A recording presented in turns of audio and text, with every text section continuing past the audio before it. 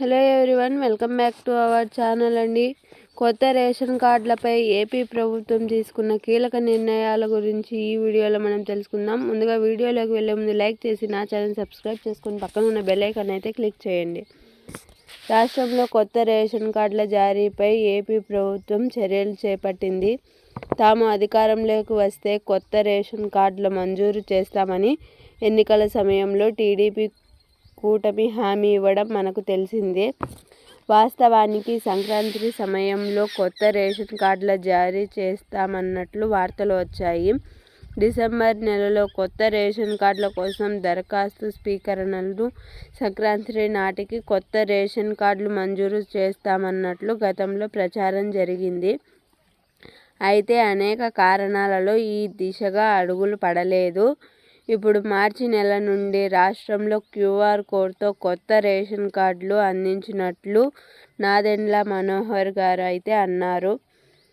Credit card తరహాలో QR code కొత్త ration కార్డులను జారీ చేయాలనే ఆలోచనలో ఉన్నట్లు సమాచారం.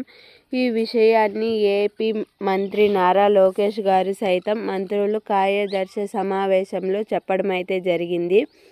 క్యూఆర్ కోడ్ స్కాన్ చేసి రేషన్ పొందేలా డిజిటల్ రేషన్ కార్డులు జారీ చేయనున్నట్లు నారా లోకేష్ గారు తెలపడం అయితే జరిగింది. క్యూఆర్ కోడ్ స్కాన్ చేస్తే కుటుంబ సభ్యుల వివరాలు తెలిసేలా డిజిటల్ కార్డులను జారీ చేయనున్నారు. పాత వాటికి బదులుగా కొత్త రేషన్ కార్డులు ఇవ్వగానే పాత రేషన్ కార్డుతో ఇక పని ఉండదు, కొత్త వాటితోనే పని జరుగుతుంది.